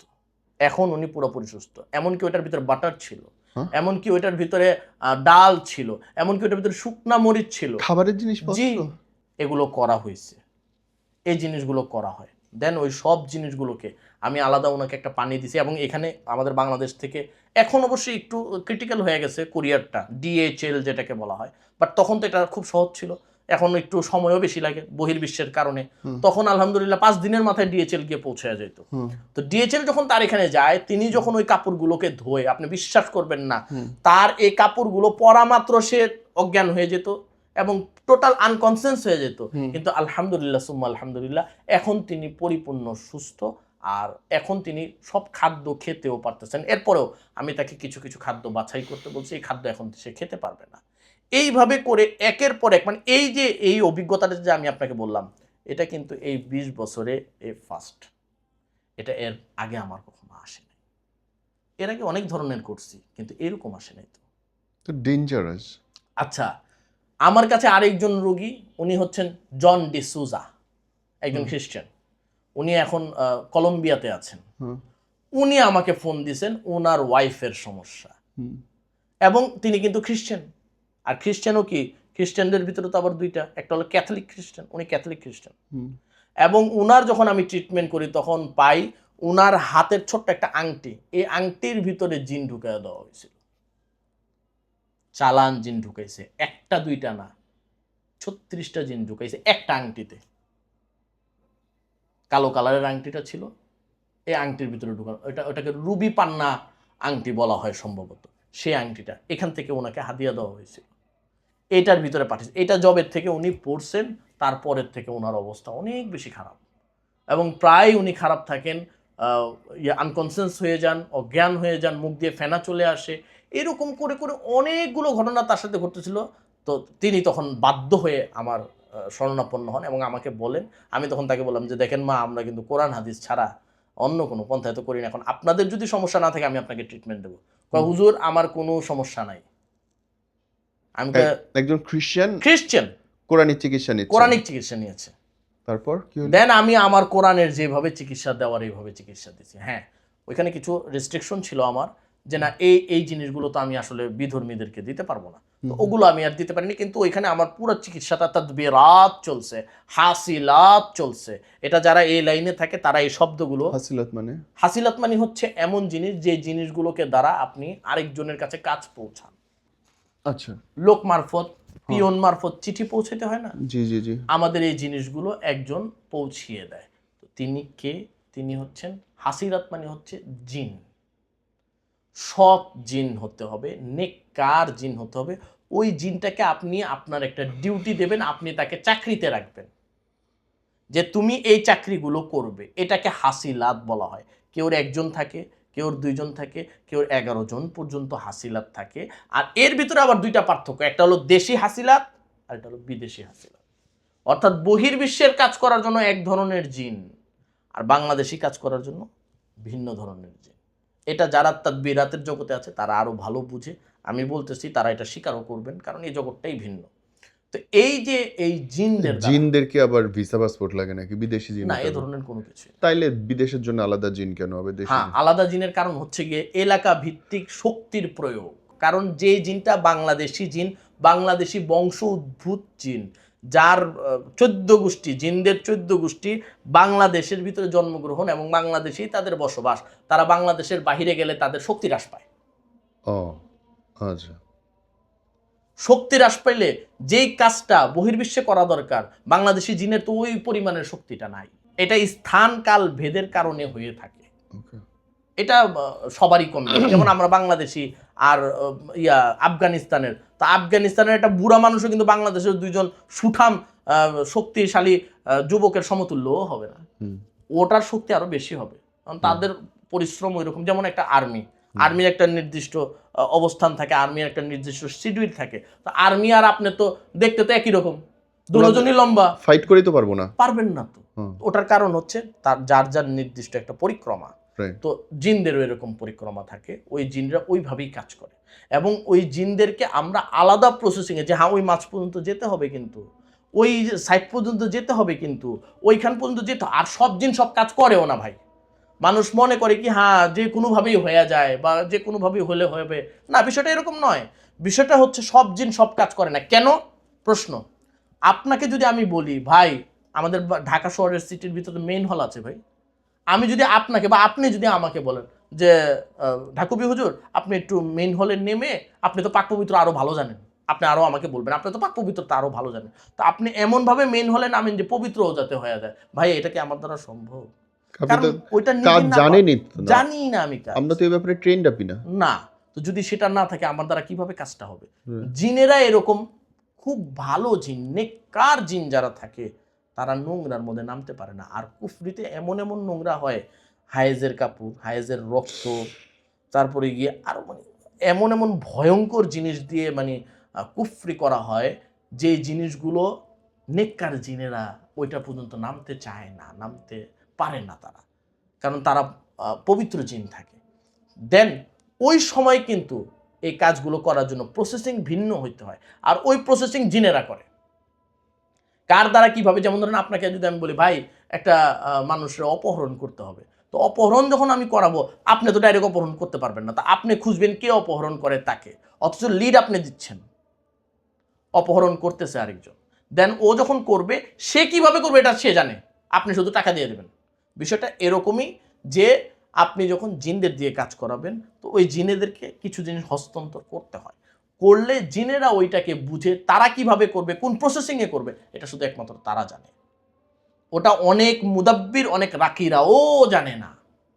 এই জিনিসগুলো যখন হয়, হওয়ার পর একটা প্রসেসিংয়ে আমরা নিয়ে আসি, এবং তখন ওই জিনের সাথে, অর্থাৎ যে জিনগুলো চালান করা হয়েছে রোগীদের উপর, এই জিনগুলোর সাথে আমাদের জিনের একটা কথোপকথন, একটা সংযোগ হয় এবং একটা চুক্তি হয়। এই চুক্তির মাধ্যমে একটা সময়ে তাদের সাথে আমাদের সাথে বৈঠক বসলে তারা জানায় যে হ্যাঁ আমরা এইভাবে কাজগুলো করব, এইভাবে কাজগুলো সম্পাদন করব, তুমি এই কয়েকদিনের ভিতরে এই জিনিসগুলো ডিস্ট্রয় করতে হবে, তোমার এই কয়েকদিনের চালানগুলো কাটাতে হবে। এই জিনিসগুলো যখন হয়, আস্তে আস্তে আস্তে রিমুভ অ্যান্ড রিকভার। এই জিনিসগুলো যখন হয়, তখন একটা রোগী আল্লাহ তাআলা তাকে কোরআনুল কারীম এবং সুন্নাহের মাধ্যমে শেফা দান করেন। এই হচ্ছে মূল আমাদের প্রসেসিং। কেমন করে শেফাটা হয়? কেমন করে শেফাটা হয়, শেফা আমার হাতের বিষয় না, আল্লাহ তাআলা দান করেন। এই ভেতরে দেশের কোনো রোগীর কথা বলেন ভাই, জেনারেল রোগ যেটাকে আমরা ধরতে পারি না, এরকম কোনো রোগ থাকলে বলেন। জেনারেল যে রোগগুলো, হ্যাঁ, এখানে একটা বিষয় কি, সব রোগই যে টেস্টের মধ্যে ধরা পড়ে বিষয়টা তো এরকম না। হুম। এমনও কিছু রোগী আছে যারা আমাদের কাছে আসছে, আইসা বলতেছে, হুজুর আমার বিপিটা বাড়ছে কিন্তু মেশিনে তো ধরা পড়ে না, আমার শরীর অনেক গরম বাট জ্বর দেখা যাচ্ছে না, টেম্পারেচার, আমার কিডনিতে সমস্যা বা আমার পেটে ব্যথা হচ্ছে কিন্তু ডাক্তার টেস্ট করতেছে কোনো কিছু ধরা পড়ে না। রাইট, অনেকেই বলে, আমি নিজে বলতেছি গায়ে জ্বর কিনা দেখো তো, হাত দিতেছে না ঠান্ডা। না ঠান্ডা, বাট আপনি জ্বর ফিল করতেছেন। হ্যাঁ, এটা তো খুব এই যে এই নরমাল ঘটনা জিনিসগুলো, এখনকার। হ্যাঁ, এগুলো নরমাল, কিন্তু এগুলোই আবার অ্যাবনর্মাল, এবং অ্যাবনর্মালের সাথে এগুলো প্যারানর্মালও হয়। আচ্ছা, অ্যাবনর্মাল আর প্যারানর্মালের ভিতরে পার্থক্য কি? কি? পার্থক্য হচ্ছে অ্যাবনর্মাল যেটা শারীরিকভাবেই শারীরিক হয়, শারীরিক কারণেই শারীরিক সমস্যা হয়, আর প্যারানর্মাল হলো অশরীরী জিনিসের কারণে শারীরিক সমস্যা হয়। ওকে। এটাকে বলা হয় প্যারানর্মাল। এটা বৈজ্ঞানিক তো আর কোনো ভাষা তারা পাচ্ছে না, দেন ওটাকে ডিসক্রাইব করার জন্য প্যারানর্মাল শব্দটাই ইউজ করতে হচ্ছে তাদের। দেন তারা আরও একটা শব্দ ইউজ করে, পার্সোনালিটি ডিসঅর্ডার, এই শব্দগুলোও তারা ইউজ করে। বাট মূলত বিষয় হচ্ছে, আপনি যখন কোরআনুল কারীম দ্বারা চিকিৎসা করবেন তখন অবশ্যই আপনাকে সুস্থ হতে হবে। এটা আল্লাহ তাআলার রহমত, আল্লাহ তাআলার বরকত। কিভাবে? আবেদোজানা রাদিয়াল্লাহু তাআলা আনহু নামে একজন মানুষ ছিল, তার পরবর্তী ইসলাম পরবর্তী নাম আরেকটা হয়েছে। আবু হুরায়রার নাম কিন্তু আবু হুরায়রা ছিল না। আবু হুরায়রা কিন্তু পরবর্তীতে হুজুর সাল্লাল্লাহু তাআলা আলাইহি ওয়াসাল্লাম রাখছেন। তার আগে কি ছিল নাম? তার আগে ছিল আব্দুল্লাহ। ও, আবু হুরায়রা রাখছে হুজুর সাল্লাল্লাহু আলাইহি ওয়াসাল্লাম, বিড়ালদের পিতা। আবু হুরায়রা, দ্যাট মিন্স বিড়ালদের পিতা। আমাদের পিতা যিনি, ইনফ্যাক্ট না, আমরা তো আমাদের আমরা পিতা আমরা তো তার এই হাদিসে বেশি মানি। হ্যাঁ, বিলংস, বাট পিতা না তিনি, মানে ওই বিড়ালদের পিতা, তার এটা ডাকনাম ছিল। হুম। তো ওইখান থেকে দেখা যাচ্ছে এই যে সাহাবী রাদিয়াল্লাহু তাআলা আনহু, বিশেষ করে ওনার নাম আকরামা রাদিয়াল্লাহু তাআলা আনহু, সবাই জানে, সুপ্রসিদ্ধ। আকরামা রাদিয়াল্লাহু তাআলা আনহুর কাছে একবার এক লোক আসলো, আয়েশা বলল যে আমাদের কাবিলা, কাবিলা মানে গোত্র, আমাদের কাবিলার যিনি মুরব্বী, যিনি সভাপতি, ওনার ছেলের কি জানি একটা সমস্যা হয়েছে, সারা রাত্র কান্না করতেছে। আকরামা রাদিয়াল্লাহু তাআলা আনহু সাহাবীদেরকে নিয়ে ঘর থেকে বের হলেন, এবং ঘর থেকে বের হওয়ার পর সাথে সাথে ওই জায়গায় হাতটা রেখেছেন যে জায়গায় সমস্যা হচ্ছে। আপনি খেয়াল করেন, এটা আমি আমার রোগীদের ক্ষেত্রেও করি, এবং চাক্ষুষ পাই আল্লাহর দয়ায়। এইভাবে হাতটাকে রাখি। কোনো রেওয়ায়েতে আসছে এইভাবে হাতটাকে রাখছে। হাতটাকে রাখার পরেই সাথে সাথে উনি দোয়া পড়েছেন, আল্লাহুম্মা রাব্বান নাস আযহাবিল বাস ওয়াশফি আনতা শাফি লা শিফাউকা শিফা আল্লা ইউগাদিরু সাকামা। এই দোয়াটা যখন পড়ে, আর পড়ার সময় যখন রোগী সামনে থাকে তখন তাকে পড়তে অ্যাক্টিভিটিস যেটা করতে হয়, যতগুলো শিন আসে, আল্লাহুম্মা রাব্বান নাস আযহাবিল বাস ওয়াশফি, এই যে চিবি দেবে, ওয়াশফি আনতা শাফি লা শিফা উকা শিফা আল্লাহ ইউগাদিরু সাকামা, এরকম করে জায়গাগুলোতে বারবার পাঞ্চ করতে হয়। তো যখন পাঞ্চ করবেন আপনি 20 থেকে 30 মিনিটের ভিতরে আলহামদুলিল্লাহ ওই রোগীটার ব্যথা এবং যন্ত্রণা চলে যায়। ম্যাজিক? আপনি ম্যাজিক বলতেছেন, আমি বলতেছি আল্লাহর কুদরত, কোরআনুল কারীমের কারিশমা। আনএক্সপ্লেনেবল, ব্যাখ্যা কেমনে করবেন? এই জিনিসটাই ওই সাহাবীটা তখন করছে। অ্যান্ড দেন সাহাবীটা যখন এটা করছে, করার পর ওর বাচ্চার সাথে সাথে সুস্থ। শুধু তাই না, সাহাবী হযরত আবু দারদা রাদিয়াল্লাহু তাআলা আনহু থেকে রিওয়ায়াত, তিনি বলেন, আউযু বিকালিমাতিল্লাহি তাম্মাহ মিন শাররি ওয়া হাম্মাহ ওয়া মিন শাররিন আইনিল লাম্মাহ। এটা পড়ে একটা ছোট বাচ্চার গলার মধ্যে ঝুলাইয়া দেওয়া হয়েছে তাবিজ আকারে। আমরা তো তাবিজের কথা অনেক আলোচনা করলাম না, এই যে রেওয়ায়াতটা আমি টানলাম, এই রেওয়ায়াতটা বুখারীর রেওয়ায়াত। এই তাবিজটা বাচ্চার শরীরে দেওয়ার সাথে সাথে বাচ্চার কান্না বন্ধ। দেন ওইখান থেকে যখন তার এই অবস্থানগুলো আসছে, হুজুরের কাছে ব্যাক রিটার্ন গেছেন ওই কাবিলা গোত্রের মানুষেরা, আপনার সাহাবী কি জানি পইরা ফু দিছে, সাথে সাথে আমার ছেলে সুস্থ হয়ে গেছে। আমরা 4টা বকরি নিয়ে আসছি, 6টা ছাগল নিয়ে আসছি, দুম্বা নিয়ে আসছি, 10টা হাতিয়া দেওয়ার জন্য। হুজুর সাল্লাল্লাহু আলাইহি ওয়াসাল্লাম মুচকি হাসে, হাদিসটা পুরো হাদিস বুখারীতে, তিরমিজিতে এবং মুসলিম শরীফে বর্ণনা। হুজুর সাল্লাল্লাহু আলাইহি ওয়াসাল্লাম মুচকি মুচকি হাসতেছেন। আচ্ছা ঠিক আছে, রেখে তুমি যাও। সাহাবীকে ডাকছেন, আকরামা রাদিয়াল্লাহু তাআলা আনহুকে ডাকছেন।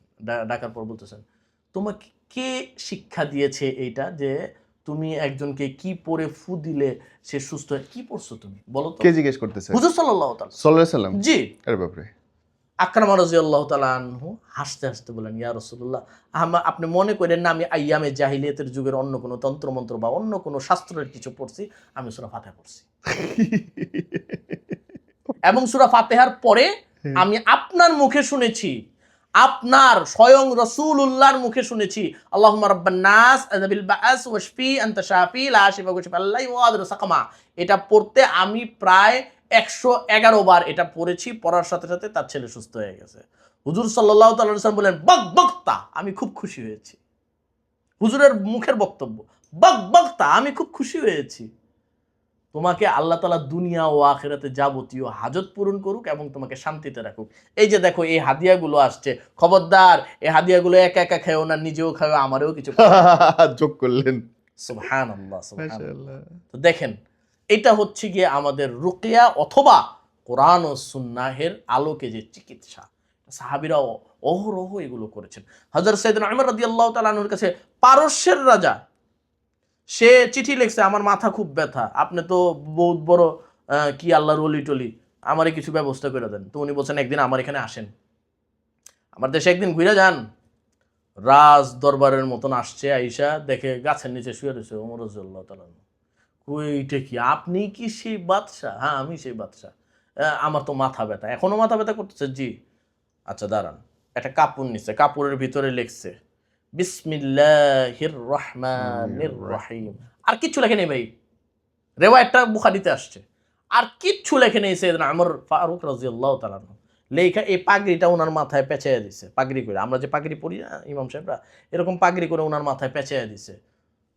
জাস্ট 20 মিনিটস, ওনার হেডেক গন, পুরা মাথা ব্যথা নাই। উনি বলছেন, আমি যতদিন জীবিত থাকবো আমার মাথা থেকে এটা খুলবো না, পাগড়ি খুলবো না আমি।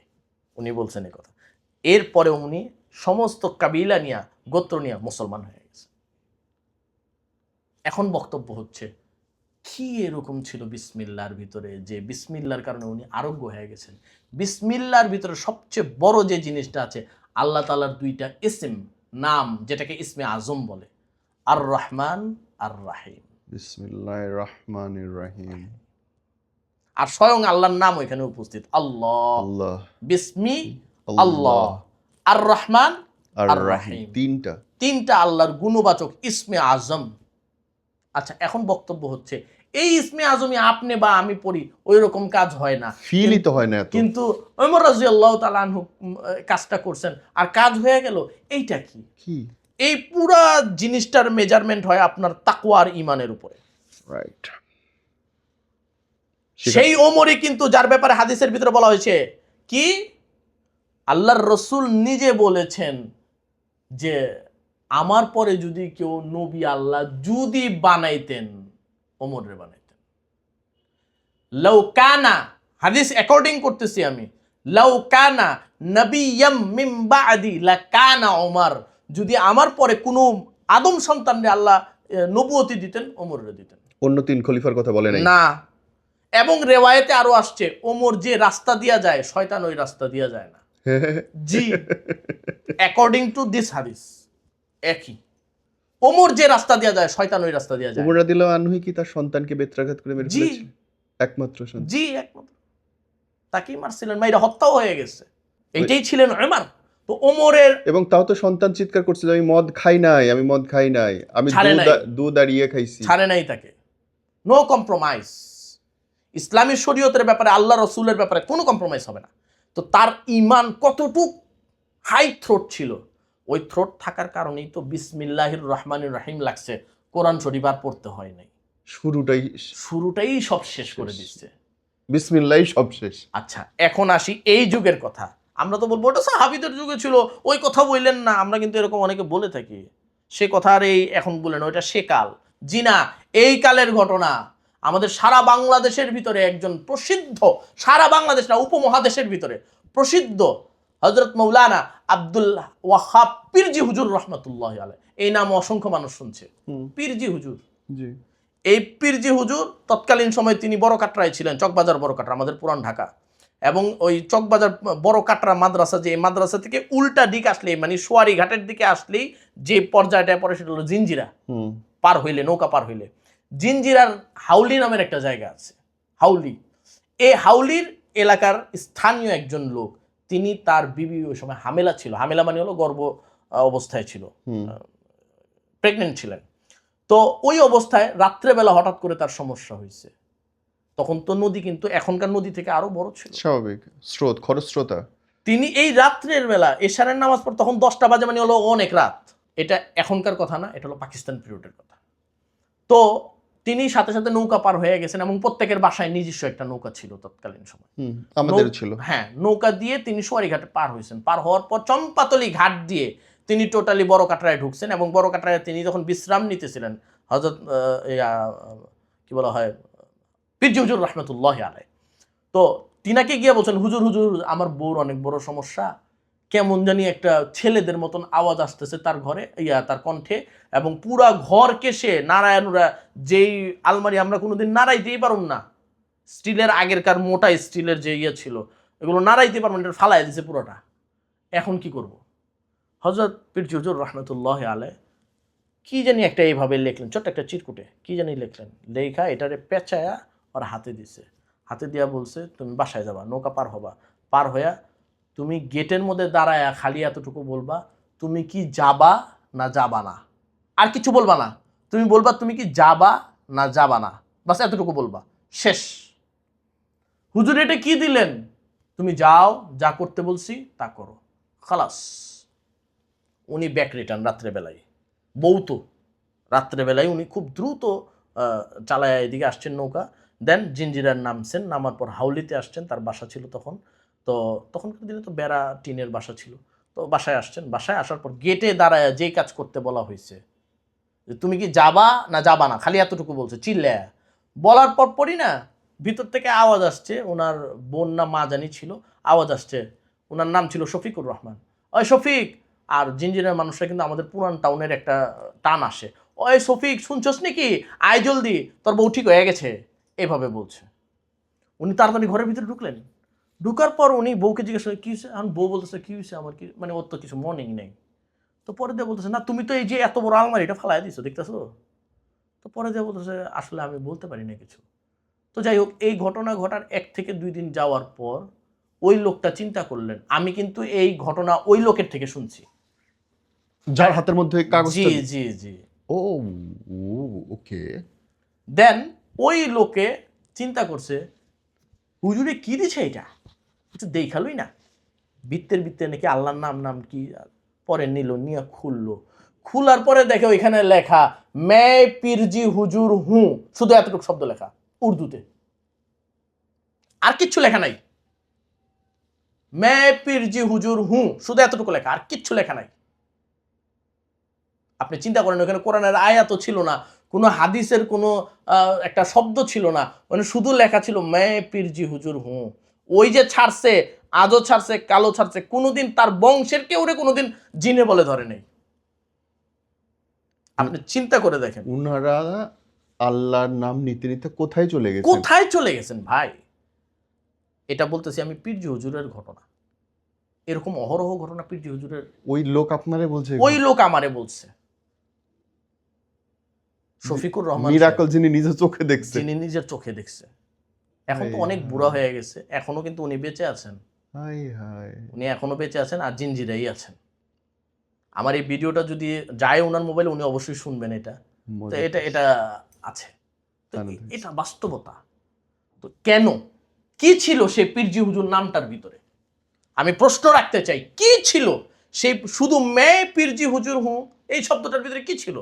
আল্লাহু আকবার। একটা কথা সবসময় মনে রাখবেন, যে ব্যক্তি সুন্নাহওয়ালা হয়ে যায়, যে ব্যক্তি আল্লাহওয়ালা হয়ে যায়, যেই ব্যক্তির কথায় এবং কাজে আল্লাহর রসুলের এবং আল্লাহর সব জিনিস প্রতিফলিত হয়, তার মাথাটা হয়ে যায় আল্লাহর, তার মুখটা হয়ে যায় আল্লাহর, তার হাতটা হয়ে যায় আল্লাহর, তার পাটা হয়ে যায় আল্লাহর। প্রত্যেকটা জিনিস যখন আল্লাহর কাছে সে সোপর্দ করে দেয়, আর এই জিনিসগুলো যখন আল্লাহর হয়ে যায়, তখন আল্লাহর সাহায্য তার ব্রেনে ঢুকে যায়, আল্লাহর সাহায্য তার পা দিয়ে ঢুকে, আল্লাহর সাহায্য তার মাথা দিয়ে ঢুকে, পা দিয়ে ঢুকে, হাতে ঢুকে, অন্তরের ভিতরে ঢুকে যায়, এবং তখন সে যাই করে ওইটার ভিতরে সাহায্য থাকে আল্লাহর। আর আল্লাহর সাহায্য যখন থাকবে, পৃথিবীর কোনো অপশক্তির ক্ষমতা নাই যে সে ওইখানে অবস্থান নেবে। দেন তাকে ছাড়তে বাধ্য হয়েছে। এটা কেন?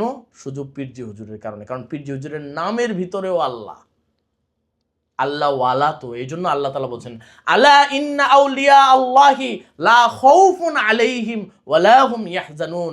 যারা আল্লাহ ওয়ালা হয় তাদের কোনো ভয়ও থাকে না, তাদের কোনো চিন্তাও থাকে না। এটা আল্লাহ বলছেন। এরপরের আয়াত দেখেন, আল্লাযীনা আমানু ওয়া কানু ইয়াত্তাকুন। কেন? কারণ তারা এত সুন্দর ঈমানওয়ালা থাকে, কানু ইয়াত্তাকুন, তারা আমাকে ভয় করনেওয়ালা থাকে। যদি আমাকে ভয়কারী থাকে, পৃথিবীর সমস্ত মাখলুক তাকে ভয় করে। এটা হচ্ছে বাস্তবতা। এই জন্য পীরজি হুজুরের নামে জিনেরা কি করতো? থরথর হয়ে কাঁপত। এটা হচ্ছে বাস্তবতা। একটা হচ্ছে মৌখিকতা, লৌকিকতা, আর একটা হচ্ছে বাস্তবতা। দুইটা তো এক জিনিস না। এটা হলো বাস্তবতা। পীরজি হুজুরের এখানে আইসা চিকিৎসা নিছে হাজার হাজার লক্ষ লক্ষ মানুষ, এবং আজও সারা মিডল ইস্টের ভিতরে, বলবো আমি, শুধু উপমহাদেশ না, মিডল ইস্টের ভিতরে সব জায়গায় পীরজি হুজুরের নাম জানেন এমন কেউ নেই। এতটুকু আমি সবাইকে অনুরোধ করব যে আমরা যাতে অন্তত পক্ষে উল্টাপাল্টা মানুষের কাছে না গিয়ে কোরআন ও সুন্নাহ অনুযায়ী তদবির এবং রোকেয়া, এই চিকিৎসাটা যদি আমরা নিই। কোন কোন অবস্থায় আপনার কাছে আসবে হুজুর? দেখেন, যখন একটা মানুষের কাছে একেবারে অ্যাবনর্মাল কিছু লাগতেছে, সেটা তার মেয়েকে নিয়ে হতে পারে, তার ছেলেকে নিয়ে হতে পারে, তার নিজের ব্যাপারে হতে পারে, তার বউর ব্যাপারে হতে পারে। শর্টকাটে আমি বলতেছি, প্রথম বিষয়, তার এমন কোনো কিছু হচ্ছে যেটা হওয়ার না। যেমন অযথা কারণে স্বামী স্ত্রী ঝগড়া, একেবারে অযথা, মানে ওটা কোনো বিষয়ই না, কিন্তু ওটার কারণে ঝগড়া হচ্ছে। তো তার প্রথমেই আগে চিন্তা করতে হবে ঝগড়াটা কেন হচ্ছে। আগে সে নিজে চেষ্টা করবে যে কোনো জিনিস সলভ করার। যদি তখন একেবারে সে না পারে, তখন অবশ্যই কোনো ভালো ওলামার কাছে, আলেমের কাছে পরামর্শ নেওয়া, যে হুজুর এই এই ঘটনাগুলো ঘটতেছে, যেটা ঘটার কথাই না, আমি এখন কি করতে পারি। সে আলেম যদি আপনাকে কোনো হেল্প করে তো করলো, না হয় অন্তত পক্ষে আমার এই নাম্বারে আপনি ফোন করে আমাকে বলতে পারেন যে আমার কি সমস্যা, আমি সেই সমস্যাটা দেখবো আগে, দেখার পর আপনাকে সাথে সাথে আমি জানাই দেবো। এবং এটাও অ্যাকর্ডিং যে আমাদের এখানে যদি সেই সমস্যাটা ফিজিক্যালি হয়, আমরা উল্লেখ করে বলে দিই ফিজিক্যাল, এবং সেই সমস্যাটা যদি রুহানিগত হয়, প্যারানর্মাল হয়, সেটাও আমরা বলে দেবো। মানে হাজিরাটা আগে আপনাকে করাইতে হবে? আমাকে আগে হাজিরাটাই করাতে হয়। অ্যান্ড দেন তখন যদি আল্লাহ না করুক, সব জিনিসই যে একেবারে জাদু হয় বিষয়টা এরকম নয়। কিন্তু আপনি ঝগড়া হইতেছে যে কোনো কারণ ছাড়াও, এখন ওইটা যে আপনার জাদুগ্রস্তই হইতে হবে এরকমও কিন্তু না।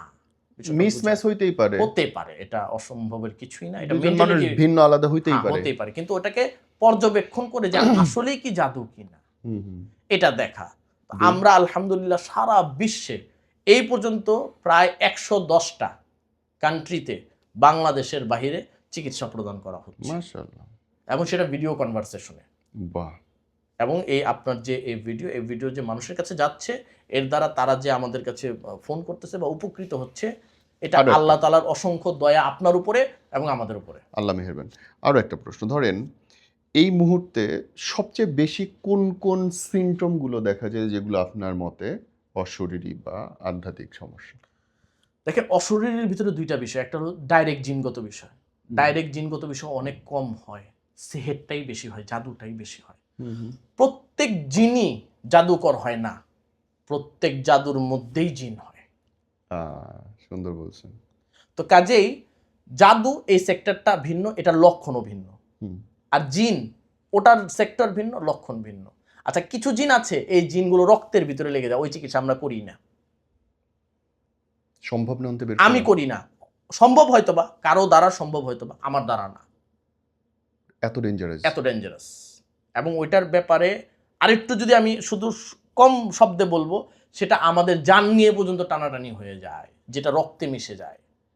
এই জন্য আমরা ওইগুলো একেবারেই করি না। হ্যাঁ, যদি ইস্তেখারা হয়, ইস্তেখারার ফলাফলটা জানায় দেওয়া হয়, আমার দ্বারা সম্ভব না এটাও বলা হয়, এবং অহরহ এরকম আছে। আমি এরকম কখনোই করি না যে আমি পারবো না কাজটা নিতেছি না, এরকম হয় না কখনো। পারবো না মুখের উপরে বলে দেই, আমার অপারগতা শেষ। সিমটমগুলো বলেন যে হ্যাঁ, এই সিমটমগুলো হচ্ছে এরকম যে যেগুলো জিন চালান সেগুলোর ভিতরে প্রথম সিমটম হয় আপনার আস্তে করে চুলগুলো বিনা কোনো কারণে, আপনি নর্মাল যেভাবে আগে ইউজ করতেন এখনো তো ওই শ্যাম্পু ইউজ করেন, ওইভাবেই চলতেছেন, কিন্তু আপনার চুলগুলো আস্তে আস্তে পড়ে যাচ্ছে। আপনার চেহারা বয়সের তুলনায় আপনাকে মনে হচ্ছে আপনি বুড়ি বা বুড়া হয়ে যাচ্ছেন। আপনার শক্তি কমে যাচ্ছে আগের তুলনায়। স্টেমিনা যাবতীয় জিনিসগুলো খেয়েও লাভ হচ্ছে না, ওষুধ খেয়েও ওষুধের এফেক্ট আপনার শরীরে হচ্ছে না, এবং এর সাথে সাথে রাত্রে ঘুম হচ্ছে না। ঘুমের চেষ্টা করতেছেন, অনেকে ঘুমের ওষুধও খায়, ঘুম হচ্ছে না, এবং প্রচণ্ড পরিমাণের হাইপার টেনশন অকারণে। এই জিনিসগুলো যখন হতে থাকে তখনই আস্তে আস্তে আস্তে আস্তে মানুষ ডিপ্রেশনে চলে যায়, এবং একাকী। অধিকাংশ লোকদের ক্ষেত্রেই এটা হয় যে কাউরে বলে না কিছু, ওই নিজে নিজে নিজে একা একা একা একা গুট গুট গুট গুট গুট করতে থাকে। তো এই জিনিসগুলো যখন হবে, সেটা আপনার হাজব্যান্ডের হোক, ছেলে হোক, মেয়ে হোক, যার হোক, তখনই আপনি ভাবেন সামথিং ইজ রং, কোনো জায়গায় কোনো একটা কিছু সমস্যা আছে। এটা হচ্ছে চালান জিনের খাতিরে। আর যদি ডিরেক্টলি জিন হয়, সেটার পুরা ফর্মটাই ভিন্ন হয়, যে তার চলন, বচনভঙ্গি, চোখে দেখা, তার বাদবাকি অ্যাক্টিভিটিস সব ভিন্ন হবে, সব কিছু ভিন্ন হবে। এমনকি এমন কিছু মানুষ আছে জিনে আক্রান্ত, যেটা বোঝা যায় না জিন আছে তার ভিতরে, কিন্তু তার অ্যাক্টিভিটিস এরকম যে সে যদি এই মুহূর্তে বলে যে আব্বু বাইরে যাবে, যদি অ্যাক্সিডেন্ট হয় আব্বুর, সত্যি করে অ্যাক্সিডেন্ট হয়ে গেছে। এটা কিন্তু এমন না যে সে দেখছে কোনো কিছু ভবিষ্যৎ এই জন্য বলছে না, তার মনে এটা চাইছে, ব্যাড বিল ওটা পূরণ করে দিছে। এটাকে বাংলা ভাষায় যদি কেউ বলে, অনেক মানুষের নিঃশ্বাস খারাপ। হ্যাঁ, বলে তো, বলে নাই কথা, কালি জবান বলে অনেকে। রাইট, এটা বাস্তবতা। এই জিনিসগুলো যখন হবে তখন আপনি মনে করবেন যে আপনার উপরে হয় কোনো ইফরিত, না হয় ঘোল, না হয় এই যাবতীয় কোনো জিন ডাইরেক্ট আপনাকে কন্ট্রোলিং করতেছে। আর সবচেয়ে বেশি এখন যেটা হচ্ছে স্বামী স্ত্রীর দ্বন্দ্ব, এটা সবচেয়ে বেশি অমিল, এবং বাচ্চা পালন না করা, দেরি করে ঘুম থেকে উঠা, তারপর শ্বশুর শাশুড়িকে নিয়ে না থাকা, সংসারে ভালো আছে কিন্তু তারপরে ওর ভালো লাগতেছে না, অসংখ্য এই জিনিসগুলো অনেক বেশি হয়ে থাকে। প্রতি 40 মিনিটে একটা ডিভোর্স ঢাকায় এখন হচ্ছে, আর ওগুলো মেয়েদের তরফ থেকে বেশি হচ্ছে। 96% মেয়েদের তরফ থেকে হচ্ছে, মেয়েরা দিচ্ছে। এই জিনিসগুলো ডিভোর্স দেন আপনি, ডিভোর্স হালালের ভিতরে সবচেয়ে নিকৃষ্ট, সব ঠিক আছে, ডিভোর্সের কারণ মতো হতে হয় ভাই, কিন্তু এখনকার ডিভোর্সের কোনো কারণ নাই, ও আমরা বোঝে না। তো এই জিনিসগুলো, ভুল বুঝাবুঝি, স্বামী স্ত্রীর অমিল, এই জিনিসগুলো অনেক বেশি হয়। এবং এর সাথে সাথে আরও একটা বিষয়, সেটা হচ্ছে সবচেয়ে বেশি যেটা হয় সেটা হচ্ছে আপনার পরিবার থেকে সম্পর্ক বিচ্ছেদ। এই জিনিসটাই সবচেয়ে বেশি আক্রান্ত হয় মানুষেরা। আর ওই শারীরিক জিনিসগুলো বেশি হয়। অনেকের এক এক ধরনের এক এক সিমটম হয়। যেমন আমার যে রুগীটার কথা একটু আগে বললাম, এই রুগীটার এইখানে এই বিভিন্ন জায়গাগুলোতে ছাপ ছাপ দাগ, সাপের খোলসের মতো ছাপ ছাপ দাগ। কি ব্যাপার, এই দাগ কোথা থেকে? ওই দাগটা, ওই যে আমি আপনাকে কুফরির যে বিশাল আলোচনা করেছি তন্ত্রমন্ত্রের, সেই আলোচনার একটা স্টেপ ছিল মনসা, যেটাকে আমরা সাধারণ ভাষায় যদি বলি সাপের আকারের জিন, মনসা। সেটা দিয়ে যদি কেউ সেহের করে, এই জিনিসগুলো তখন হবে। কাজেই এই সেহেরের বিশাল, তো এটার জন্য আপনাকে যেটা করতে হবে সেটা হচ্ছে শুধু সেহেরের জন্য সেহের না, সেহেরের জন্য কোনো তান্ত্রিক নয়, কারণ আপনি মুসলমান। দয়া করে মেহেরবানি করে নিজের ঈমানকে বিক্রি করবেন না, একদম। আর হ্যাঁ, অতিরিক্ত একটা কথা, অনেকে বলে থাকে হুজুর আপনি এটার জন্য, মানে ইস্তেখারার জন্য হোক বা হাজিরার জন্য হোক, আপনি টাকা নিতেছেন বা আপনি হ্যান করতেছেন ত্যান করতেছেন। দেখেন, পৃথিবীতে অন্য কোনো জায়গায় গেলে আর কেউ এই কথাগুলো বলে না, আপনি ডাক্তারখানায় গেলে এই কথা কেউ বলে না। শুধু ইসলামের কোরআন আর হাদিস যখন আসে তখনই এই কথাগুলো চলে আসে। কেন ভাই, আমরা কি সারাটা রাত্র, আমি আমার কথা শুধু বলতেছি না, সারা বাংলাদেশে আরও হক্কানি অনেক মুদাব্বির, অনেক চিকিৎসক, অনেক রাকি আছে যারা অনেক নির্ঘাত পরিশ্রম করে, নিঃসন্দেহে তো তাদের পরিশ্রমে কি কোনো দাম নাই ভাই?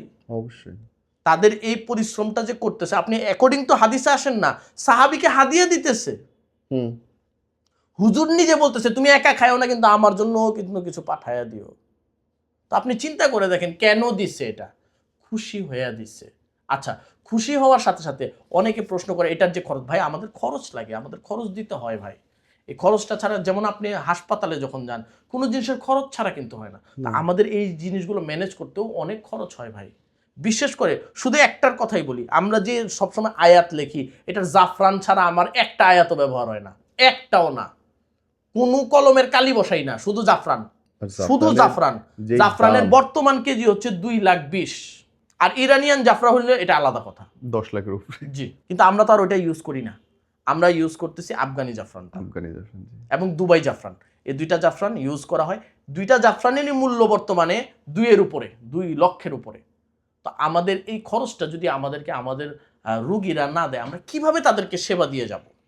এবং শুধু এখানেই শেষ না, এই যে জিনের যে প্রসেসিং, এরপরে এই যে মাছগুলো যে খুঁজে পাচ্ছি, এগুলোর ভিতরে আমাদের অনেক পরিশ্রম। শুধু পরিশ্রম না, আমাদের ঘর সংসার, বাচ্চা, বউ, আমাদের মা, এমনকি আমরা নিজেদের জানকেও রিস্কে ফালাইয়া দিতে হয়।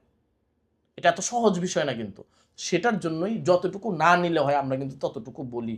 এরপরেও মানুষেরা তান্ত্রিকের কাছে যায় ভাই। 24 ঘন্টার সমাধান, 72 ঘন্টার অনেক সমাধান। কিছু। কোথায়? কিসের সমাধান? এটার জন্য আমি ওগুলোকে বলি ইস্তেরেদরাজ, ভেলকিবাজি। ভেলকিবাজি দিয়ে ইসলাম চলে না। যাই হোক, আমরা ইসলামের দ্বন্দ্বায় থেকেই আমাদের চিকিৎসাগুলো করানোর চেষ্টা করব। ইনশাআল্লাহ। সবাই, পৃথিবীর সবাই যাতে এই সেহের থেকে বেঁচে থাকতে পারে অন্তত পক্ষে, এই চেষ্টাটা আমাদের করতে হবে। ইনশাআল্লাহ। আল্লাহ তাআলা আমাদের সকলকে এই রুকিয়া চিকিৎসা এবং তাদবিরাতের চিকিৎসা সহিভাবে, সহি বুঝ দিয়ে, সহি আমল অনুযায়ী করার তৌফিক দান করুন। আমিন। আমিন। ওয়া আখিরু দাওয়ানা আনিল হামদুলিল্লাহি আলহামদুলিল্লাহি রাব্বিল রাব্বিল আলামিন। আসসালামু আলাইকুম ওয়া রাহমাতুল্লাহি ওয়া বারাকাতুহু। আমরা শেষ করব। ব্যক্তিগতভাবে আমার অনুভূতির জায়গা হচ্ছে, নিজের ইনকামটা যদি হালাল থাকে, নিজের রক্তের মধ্যে যদি আপনি সহি ইসলাম চর্চা করার চেষ্টাটাও অন্তত করেন, অনেক বিপদ আপদ থেকে বেঁচে যাবেন। কিন্তু যখন দেখবেন যে আর কোনো কিছুতেই কাজ হচ্ছে না, এমন কারো শরণাপন্ন হন যার কথা শুনে আপনার মনে হয় যে এই মানুষটা ইসলামের দাওয়াত সঠিকভাবে দিচ্ছে, সঠিক জ্ঞান যার মধ্যে আছে, যিনি বই, পুস্তক, হাদিস ইত্যাদি সম্পর্কে ওয়াকিবহাল এবং সঠিক ব্যাখ্যাটা আপনাকে দিতে পারবে, সঠিক সমাধানটা দিতে পারবে। বিশ্বাসটা একান্ত আপনার। সমস্ত দায়িত্ববোধ থেকে চিন্তা করে তারপরে কাউকে হেল্পের জন্য ডাকবেন। বাকিটা আল্লাহ ভরসা। ভিডিওটা শেয়ার করবেন। বিকজ এই ভিডিওতে এমন সব তথ্য, এমন সব রেফারেন্স আছে যেটা অন্য কোথাও আপনি আসলে হাজার খুঁজলেও পাবেন না। আল্লাহ আপনাকে রহমত দান করুন।